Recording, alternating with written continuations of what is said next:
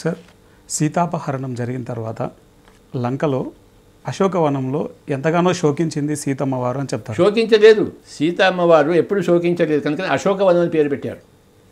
ఏదో ఒక వృక్షం ఉండేది పేరు పెట్టచ్చు కదా, అశోకవనం పేరు పెట్టారు. అక్కడ శోకం లేదు, ఆవిడ ఎప్పుడు ఏడవలేదు. ధ్యానం చేసేవాడు ఎవడు ఏడవడు, దాన్ని చేయని వల్ల ఏడుస్తారు. సీతాదేవి గొప్ప ధ్యాన యోగిని, అంతకన్నా గొప్ప ధ్యాన యోగిని లేరు. సార్, లంకలో అంతా కూడా ఆవిడ కళ్ళు తెరవలేదు. ఆ రాక్షసుని ఎందుకు చూస్తుంది ఆవిడకేం పని? నీతో నాకు పని చెప్తే నేనేం చేస్తాను చెప్పు? చూడరు సార్, కళ్ళు మూసుకుంటాను అంతే. ఎస్ సార్, నీతో నాకు అవసరం లేదయ్యా, నేనేం చేస్తాను చెప్పు? కళ్ళు మూసుకుంటారు సార్. నీతో అవసరం ఉంది, ఏం చేస్తాను? నన్ను చూస్తారు. సో ఆ రాక్షసులతో అవసరం ఉందా సీతకి? లేదు సార్. మరి ఎందుకు కళ్ళు విప్పి చూస్తుంది? వాళ్ళతో మాట్లాడుతుందా? లేదు సార్. కళ్ళు విప్పి చూస్తుందా? లేదు సార్. ఆవిడ చేయలేదు, కళ్ళు మూసుకుని కూర్చుంది. చాలామంది ఆ నీళ్ళు ఇవ్వడానికి పోయారు, అన్నం పెట్టారు, ఈవిడ ఏం తినలేదు. ఈవిడ ఏమీ తినకుండా బతుకుతుంది ఆవిడ. ఈ అన్టోల్డ్ స్టోరీ ఆఫ్ సీతాదేవి ఇవన్నీ మనకి బాగా తెలుస్తాయి. మనకి అంతకుముందులో మనకు తెలియదు రామాయణం గురించి, అసలు రామాయణం గురించి మనకు తెలియదు ఇన్ని రోజులు. ఈ అన్టోల్డ్ స్టోరీ ఆఫ్ సీత వచ్చిన తర్వాతే మనకి అసలు సంగతులన్నీ బయటపడ్డాయి. ఏం బయటపడిందంటే సీతాదేవి ఆ సంవత్సరము తినలేదు, తాగలేదు, నిద్రపోలేదు, ఎప్పుడు ధ్యానంలోకి వచ్చింది. ఆవిడకి ఏమైనా కష్టం ఒక సంవత్సరం అంతా ధ్యానంలో ఉండడం? కష్టమా? లేదు సార్. నీకు నాకు కష్టం, ఆవిడకి ఏం కష్టం? మళ్ళీ ఎప్పుడైతే రాముడు వచ్చాడో అప్పుడే కళ్ళు విప్పింది ఆవిడ. కళ్ళు విప్పలేదు, అనవసరమైన పని ఒక్కరిని కూడా చేయదు ఆవిడ. మనం అన్ని అనవసరమైన పనులే చేస్తుంటాం. మనకి పనికి ఇలా చూస్తూనే ఉంటాం, పక్కిట్లో ఏం జరుగుతుందని చెప్పేసి. వాళ్ళు ఏం చెప్తున్నా వీళ్ళు ఏం చెప్తున్నా మనం వింటాం. సీతాదేవి వింటుందేమి? ధ్యానులందరికీ ఆది దేవత సీతమ్మ. ఆవిడికి భోజనం అక్కర్లేదు, నిద్ర అక్కర్లేదు, నీరు అక్కర్లేదు. ధ్యానంలో ఉన్న వాళ్ళకి ఏది అక్కర్లేదు.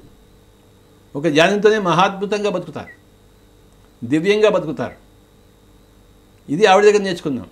సీతాదేవి అంటే ధ్యానమే, హనుమంతుడు అంటే ధ్యానమే, రావణుడు కూడా ధ్యానమే. తపస్సు చేశాడు, శాస్త్రం చేసుకున్నాడు పరమశివుడినే. కానీ ఆ ధ్యానం వల్ల వాడికి ఆత్మజ్ఞానం రాలేదు. ఆత్మజ్ఞానం వచ్చింది కానీ ధర్మం రాలేదు. అది గొప్ప కేసు. అది యాక్చువల్లీ ధర్మం వచ్చిన తర్వాతే ఆత్మజ్ఞానం వస్తుంది. వాడికి ఆత్మజ్ఞానం వచ్చినా వాడికి ధర్మం రాలేదు. వాడికి case, special case. Every rule has got its own exception. వాడికి ఆత్మజ్ఞానం ఉంది కానీ ధర్మంలో లేదు. మామూలుగా అది అలా ఇప్పుడు జరగదు, కానీ ప్రకృతిలో ఏదైనా జరుగుతుంది అని చెప్పడానికి అది ఒక తార్కాణం. మామూలుగా ధర్మంలోంచి జ్ఞానం వస్తుంది, అధర్మం నుంచి జ్ఞానం రాదు, జ్ఞానం నుంచి అధర్మం రాదు. వాడు జ్ఞాని అయినా కూడా వాడికి అధర్మం వచ్చింది. వాడు మహాతపస్వి రావణుడు, వాడి మహాజ్ఞాని కూడా వాడు, కానీ మహా అధర్ముడు.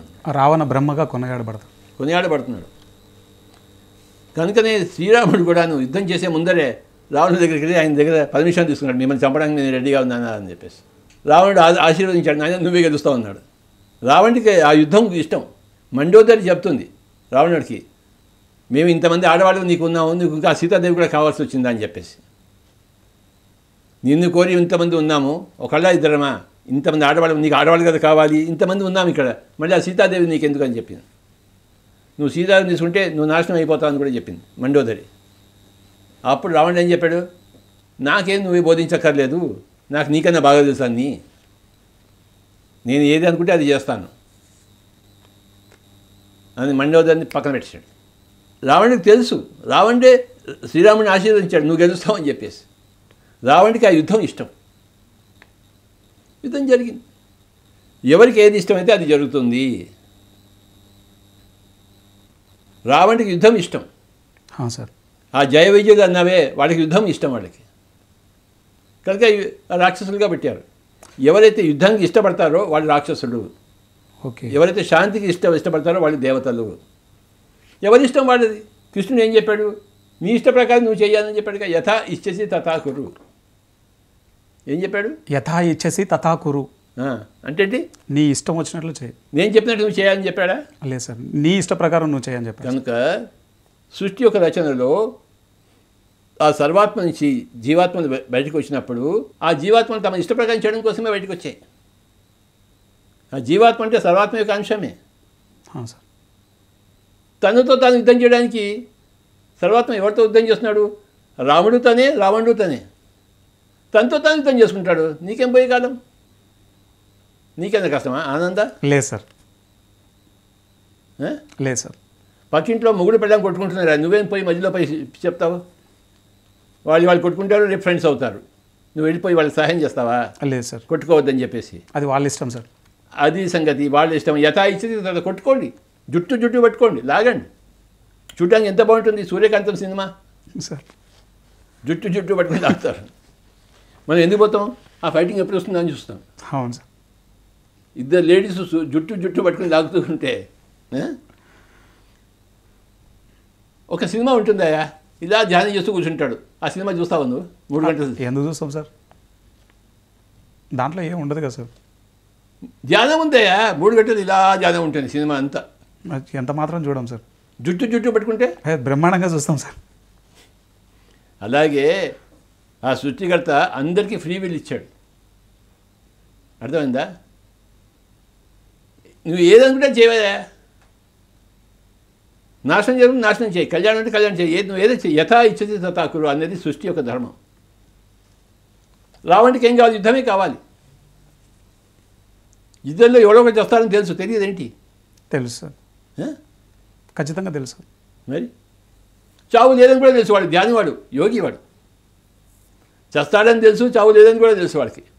ఇంకే వాడి ఇష్ట ప్రకారం వాడు ఎందుకుంటాడు? రాముడు దశరథుడు చెప్పాడు కనుక వెళ్ళాడా, తన ఇష్ట ప్రకారం వెళ్ళాడా వనవాసానికి? దశరథుడు చెప్పాడు కాబట్టి వెళ్ళాడు సార్. దశరథుడి మాట వినడం ఇష్టం కనుక వెళ్ళాడు. అవును సార్. వినడం ఇష్టం లేకపోతే వెళ్ళి ఉండేవాడు కాదు. తన ఇష్ట ప్రకారమే వెళ్ళాడు సార్. తన ఇష్ట ప్రకారం వెళ్ళాడు. అవును సార్. ఆయన చెప్పినప్పటికీ వెళ్ళకోకుండా కూడా ఉండొచ్చు. ఈయన ఇష్టం ఉండొచ్చు, ఇష్టం లేకపోతే, కానీ ఈయన ఇష్టం ఉంది ఆయనకి. అవును సార్, ఆయన ఇష్ట ప్రకారమే చేశారు. సృష్టిలో ఎవడైనా చేసేది తన ఇష్ట ప్రకారమే.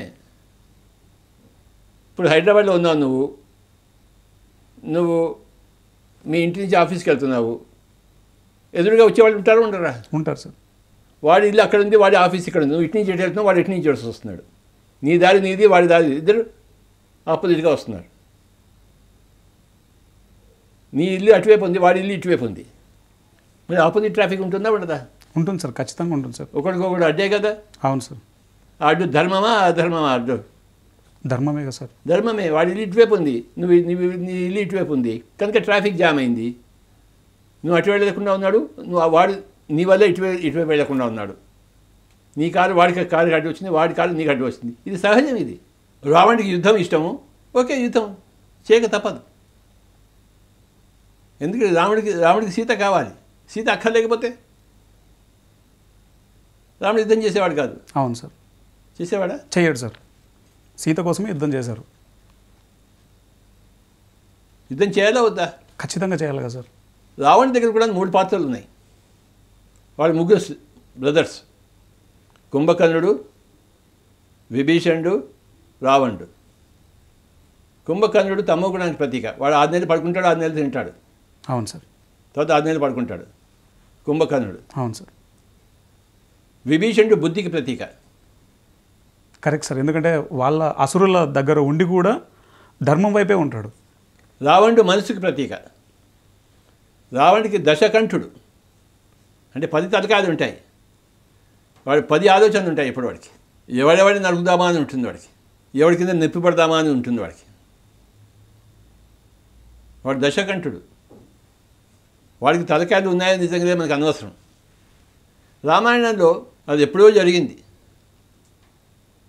ఏం జరిగిందో ఏం జరగలేదో మనకు అనవసరం. అది యథార్థమా కాదా మనకు అనవసరం. కానీ అందులోంచి పాఠాలు నేర్చుకోవాలి మనం. ఆ పాఠాలు మనకి నేర్పించడం కోసమే రామాయణం రాయబడింది. ఒక పుస్తకం రాయడానికి ఏదైనా లక్ష్యం ఉంటుందా ఉండదా? ఖచ్చితంగా ఉంటుంది సార్. ఖచ్చితంగా ఉంటుంది సార్. నువ్వు ఏదైనా పుస్తకం రాసావా?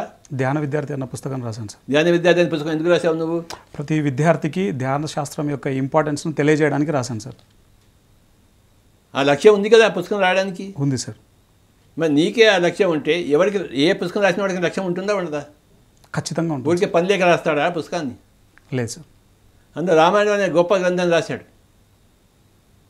దాని ఉద్దేశం ఏంటి? ఈ ఇన్ని పాత్రల ద్వారా ఇన్ని కథల ద్వారా అందులో సగం జరిగి ఉండొచ్చు, సగం జరిగి ఉండకపోవచ్చు. ఏ సన్నివేశం నిజంగా జరిగిందో ఏది లేదో మనకు అనవసరం మనకి. ఓకే, కానీ ఆ కథలోంచి మనకి ఎన్నో పాఠాలు వస్తాయి. మనకి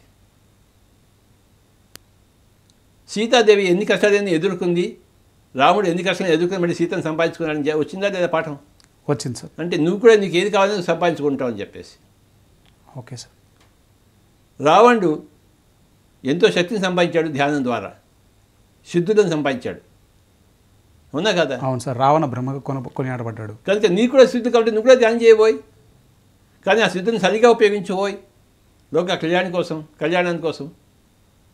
లక్ష్మణుడు బుద్ధికి ప్రతీక, ఇక్కడ కూడా విభీషణుడు కూడా బుద్ధికి ప్రతీక. శరీరం కుంభకర్ణుడు, మనసు రావణుడు, బుద్ధి విభీషణుడు, ముగ్గురు అన్నదమ్ములు. కుంభకర్ణుడు రావణుతో ఉన్నాడు, విభీషణుడితో ఉన్నాడా? లేదు సార్. విభీషణుడు చెప్పినా వినడు సార్. విభీషణుడు రావణుని వదిలిపెట్టేసి రావణుడి దగ్గర చేరాడు. ఈ వేలు వదిలిపెట్టేసి ఈ వేలు దగ్గర చేరింది. సార్. అదే ఈ బుద్ధి యొక్క లక్ష్యం. మనసును వదిలిపెట్టేసి ఆత్మ దగ్గర చేరుతుంది. ఎప్పుడు మనసు రావణుడు, బుద్ధి విభీషణుడు, కుంభకర్ణుడు శరీరము, తమోగుణము, రజోగుణము, సాత్వికము. ఆత్మ ఇప్పుడు శుద్ధ సాత్వికము, సర్వాత్మ నిర్గుణము. నీ ఇష్టం వచ్చిన నువ్వు చేయవా అంటాడు. నువ్వు ఏం చేసినా నాకు ఆటే అంటాడు. ఇది ఇంకా అద్భుతంగా ఉంది సార్. అసలు కుంభకర్ణుడు, రావణుడు, విభీషణుడు, రాముడు. కుంభకర్ణుడు రావణుడు కింద ఉన్నాడు సార్. విభీషణుడు రావణుడి కన్నా ఒక మెట్టు పై ఉన్నవాడు. రావణుని వదిలిపెట్టేసి రాముడి దగ్గర చేరాడు. అవును సార్. అదే బుద్ధి యొక్క లక్షణం. కుంభకర్ణుడి శరీరానికి ప్రతీక, రావణుడు మనస్సుకు ప్రతీక, విభీషణుడు బుద్ధికి ప్రతీక. విభీషణుడు చిరంజీవి తెలుసా నీకు? తెలియదు సార్ నాకు. హనుమంతుడు చిరంజీవి అవునా కదా? హనుమంతుడు చిరంజీవి. హనుమంతుడాగే విభీషణుడు కూడా చిరంజీవి. అప్పటికి ఇప్పటికే ఉన్నాడు ఆయన. సార్. అప్పటికి ఇప్పటికీ హనుమంతుడు ఉన్నాడు. ఎంతోమంది చిరంజీవులు ఉన్నారు. అంటే కొన్ని వేల సంవత్సరాల నుంచి ధ్యానం చేస్తున్న వాళ్ళు ఉన్నారు. ఆ యుగంలో ఉన్నవాళ్ళు, ఈ యుగంలో కూడా వాళ్ళు ఉన్నారు. వాళ్ళు విభీషణుడు చిరంజీవి తెలుసా నీకు? మీ ద్వారా తెలుసుకున్నాను సార్. అది సంగతి. వాళ్ళు కొన్ని వేల సంవత్సరాలు అదే శరీరంలో ఉన్నారంటే దానికి పర్పస్ ఉంటుందా ఉండదా? ఖచ్చితంగా ఉంటుంది సార్. ఖచ్చితంగా ఉంటుంది సార్. నువ్వు శరీరంలో ఉన్నాక నీకు పర్పస్ ఉందా లేదా? ఉంది సార్. మరి వాళ్ళకి ఖచ్చితంగా ఉంటుంది సార్. దేనికైనా కారణం లేకుండా కార్యం ఉంటుంది ఏంటి? ఉండదు సార్. సో అందరి యొక్క కార్యాలను గమనిస్తూ వాళ్ళ కారణాలు తెలుసుకోవడమే మన జ్ఞానము. వాళ్ళు ఏ కార్యం చేశారు, ఏ కారణంతో చేశారు తెలుసుకోవడం. మహాత్మా గాంధీ తన బ్యారిస్టర్ పదవిని వదిలిపెట్టేశాడా లేదా? Yes sir.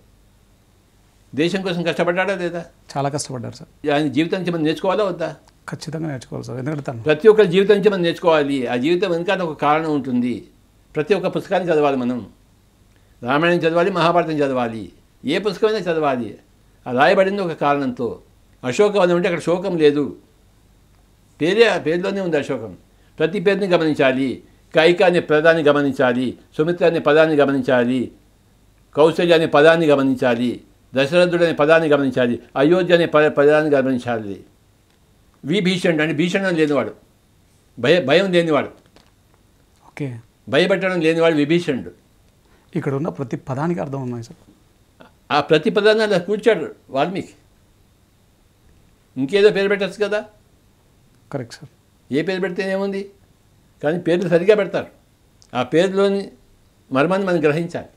ఒక క్యారెక్టర్ యొక్క మహిమని మనం గ్రహించాలి. ఆ క్యారెక్టర్ ఒక పాత్ర, ఒక గుణానికి ప్రతీక.